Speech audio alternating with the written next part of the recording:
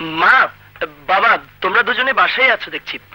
আমি যে স্যারের কাছে পড়ি, এ হচ্ছে তার মেয়ে নদী।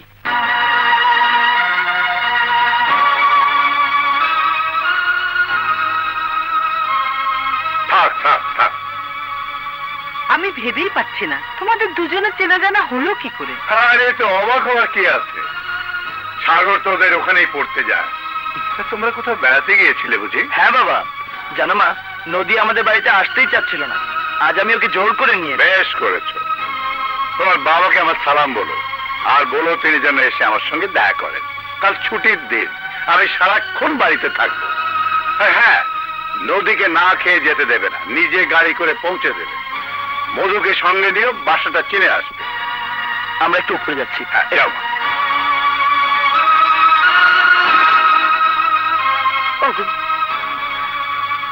তাহলে এই সেই মেয়ে, দেখে শুনে ভালোই মাস্টার জোগাড় করেছিলে, একেবারে খাল কেটে কুমির এনেছো। ওগো, এখন কি হবে? আমার মাথায় তো কিছুই আসছে না। কি ভয়টাই না তুমি পেয়েছিলে। এখন দেখলে তো আমার বাবা মা তোমাকে কত সহজ ভাবে মেনে নিয়েছেন। ওনারা সত্যি খুব ভালো। প্লিজ নদী, কাল স্যারকে অবশ্যই আমার বাবার কাছে পাঠিও। আরে হঠাৎ একদিন ভারত প্রেম কথা, প্রেম বউ, কি এত মনোযোগ দিয়ে দেখছো? বিদ্যাসাগরের এই বুঝি পড়াশোনা?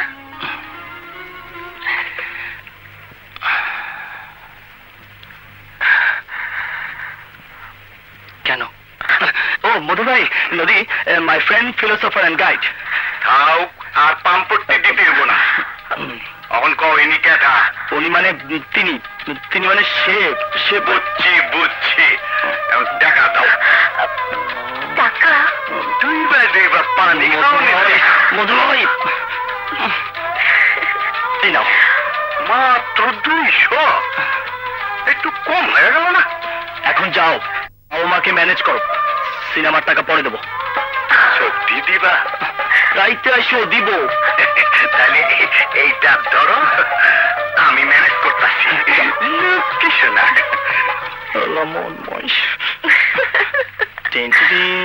খাও খাও।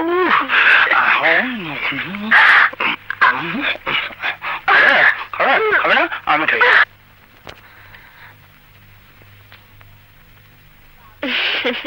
বাবা, তো ফিরতে এত দেরি হলো যে? আজ আমি একটু সাগরদের বাড়িতে বেড়াতে গিয়েছিলাম। তুই কেন ওদের বাসায় গিয়েছিলি? তাতে হয়েছেটা কি, সাগর তো আমাদের বাসায় আসে। তাছাড়া আমাকে এত করে অনুরোধ করলো যে না করতে পারলাম না। সাগর আমাদের বাড়িতে পড়তে আসে, তার অর্থ এই নয় যে তুই তার সাথে বেড়াবি, তাদের বাসায় যাবি। আমাকে না বলে ওদের বাসায় যাওয়া তো ঠিক হয়নি। আমি তো কোনো অপরাধ করিনি বাবা। তুই বড় হয়েছিস, বুদ্ধি বিবেচনায় ভালো মন্দ বিচার করার ক্ষমতা তোর হয়েছে। এমন কিছু করিস না মা, যে আমার সম্মানে আঘাত করবে। বাবা, তুমি বিষয়টি অন্যভাবে দেখছো। সাগর যেমন ভালো ছেলে, তার চেয়ে ওর বাবা মা আরো ভালো। আমাকে অনেক আদর করেছে। শিক্ষকের সংস্পর্শে এসে সাগর পড়াশোনায় ভীষণ মনোযোগী হয়েছে। সাগরের বাবা তোমার সঙ্গে পরিচিত হতে চায়, বারবার করে যেতে বলেছে। ও বাবা, শুনেছি আপনি একজন আদর্শবান শিক্ষক। আমার ছেলে তো আপনার প্রশংসায় পঞ্চমুখ, কিন্তু আপনি যে একজন ঝানু ব্যবসায়ী তা আমার জানা ছিল না। এসব আপনি কি বলছেন? আমি ঠিকই বলছি। নিজের মেয়েকে পুঁজি করে আপনি ব্যবসায় নেমেছেন। সাহেব, আপনি ভদ্রতার সীমা ছাড়িয়ে যাচ্ছেন। সে সীমা আপনি অনেক আগেই লঙ্ঘন করেছেন। অস্বীকার করতে পারেন? নিজের মেয়েকে আমার ছেলের পেছনে লেলিয়ে দেননি। এমন নোংরা কাজ আমি করতে যাব কেন? লোভ, লোভে বললে মানুষ কি না করে। কিসের লোভে? এমন কি আছে আপনার ছেলের? কি তার যোগ্যতা?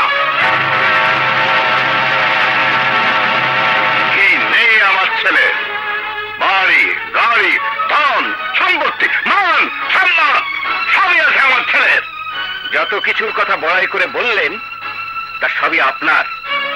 আপনার ছেলের নিজের বলতে কি আছে? বাবার পরিচয় ছাড়া তার নিজস্ব কোনো পরিচিতি নেই, তার নিজের কোনো আয় নেই, রোজগার নেই। আপনার পড়ুয়া ছেলে এমন একটা কিছু হয়ে যায়নি যার জন্য তার পেছনে আমার মেয়েকে লেলিয়ে দিতে হবে। বক্তৃতা থামান।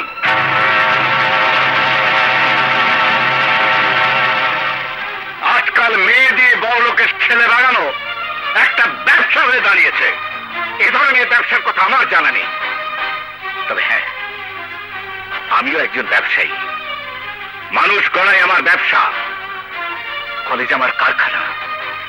সেখান থেকে পড়াশোনা শেষ করে সোনার টুকরো সব ছেলে মেয়েরা মানুষ হয়ে বের হয়। আপনার মতো ধান্দাবাজি আমি করি না। এখানেই আপনার সঙ্গে আমার তফাৎ। আদর্শের বুলি আউড়ে আপনি সত্যকে চাপা দিতে পারবেন না। প্লিজ আমার ছেলেকে রেহাই দিন। বিনিময়ে আপনি চা চাইবেন, আমি তাই দেব। চৌধুরী সাহেব, একজন শিক্ষককে মূল্যায়ন করতে আপনি শেখেননি। আপনার টাকা থাকতে পারে, কিন্তু মাথায় মগজ নেই।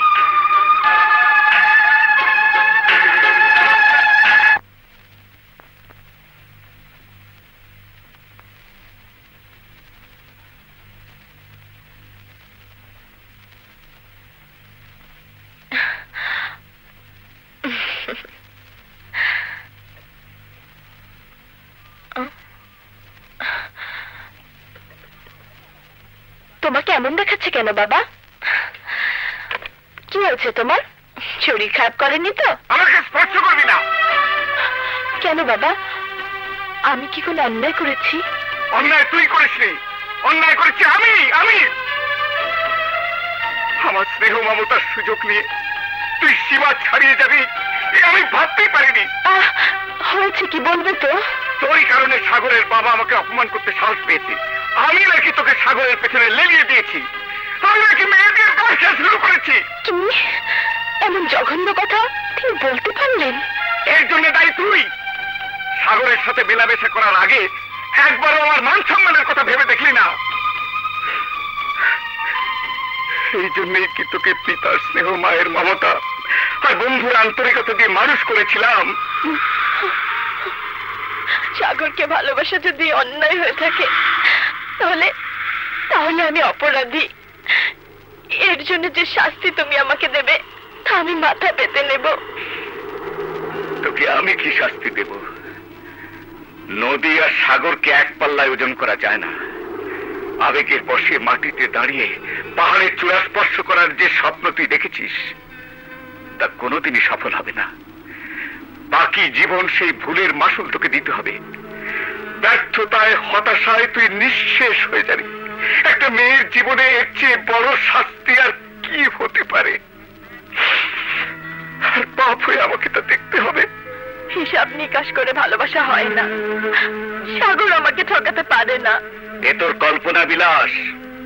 যে ছেলে নিজের পায়ে দাঁড়াতে শেখেনি, যে নিজের সবকিছুর জন্য বড়লোক বাবার উপর নির্ভরশীল, সেই ছেলে বাবার মতের বিরুদ্ধে তোর আবেগের মূল্য দেবে কিভাবে?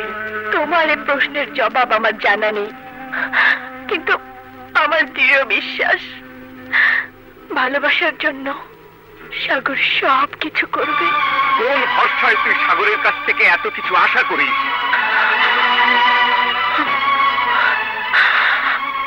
আশার আরেক নাম যে ভালোবাসা।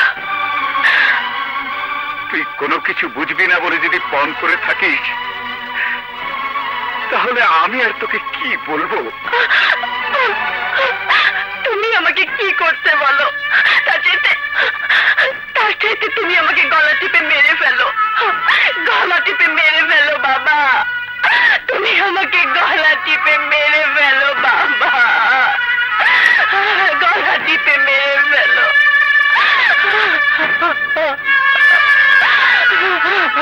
বাবা। মা, মা। বেগম সাহেব আর রিনা খালার বাসায় গেছে। তুমি আসিলা কই? লাইব্রেরিতে গিয়েছিলাম। কেন? এইদিকে কত কিছু হয়ে গেছে তুমি জানো? কি হয়েছে? আজকাল মেয়ে দিয়ে বড় লোকের ছেলে বাগানো একটা ব্যবসা হয়ে দাঁড়িয়েছে।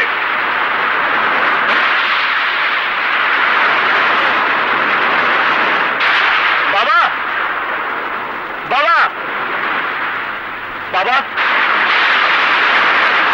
তুমি স্যারকে কি বলেছো? সেই কৈফিয়ত কি তোমাকে দিতে হবে? হ্যাঁ, হ্যাঁ দিতে হবে। কারণ অহেতুক তুমি স্যারকে অপমান করেছো। নদীকে আমি ভালোবাসি, এটা আমার নিজস্ব ব্যাপার, এতে স্যারের কোনো হাত নেই।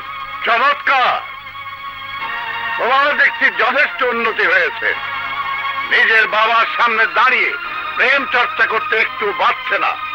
তবে একটা কথা কান খুলে শুনে রাখো, আমি ইজ্জত আলী সাহেবকে কথা দিয়েছি, তার মেয়ে পিঙ্কির সাথেই তোমার বিয়ে হবে।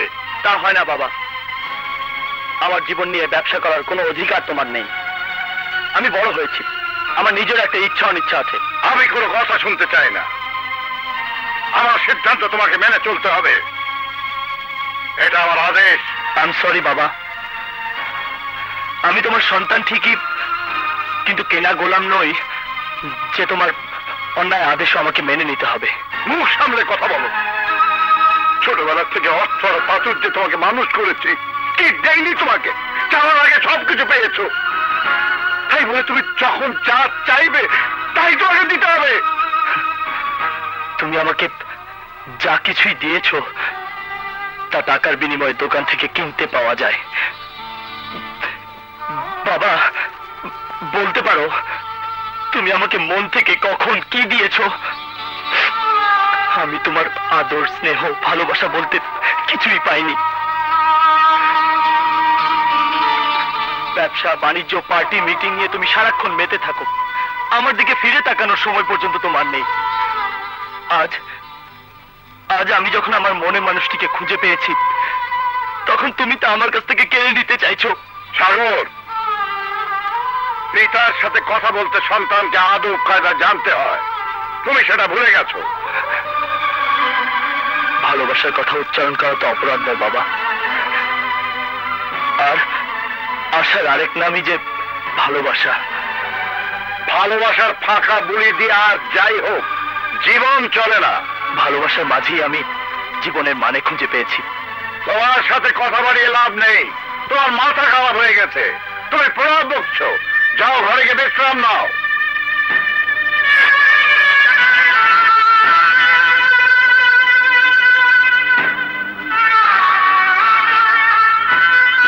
বাবা মা কোনোদিনই ছেলের অমঙ্গল চায় না, এটা অন্তত বোঝার চেষ্টা কর।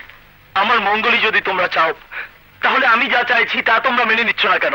তুই ছেলে মানুষ, নিজের ভালো মন্দ বোঝার বয়স তোর হয়নি। নদীর ব্যাপারটা মন থেকে মুছে ফেল। তা আমি কিছুতেই পারবো না। এটা জিদের কথা নয়। মা হয়ে যদি ছেলের মনের কথা বুঝতে না পারো, তাহলে মায়ের দাবি নিয়ে কোনোদিন কিছু বলতে এসো না। তোরা বাপ ছেলেতে মিলে যদি জেদাজেদি করিস, তাহলে আমি কোথায় যাই? আমার হয়েছে যত জ্বালা।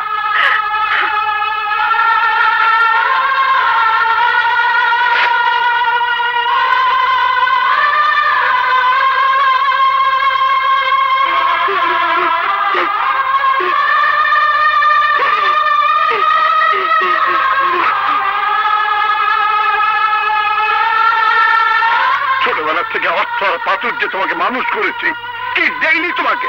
চাওয়ার আগে সবকিছু পেয়েছো, তাই বলে তুমি যখন যা চাইবে তাই তোমাকে দিতে হবে।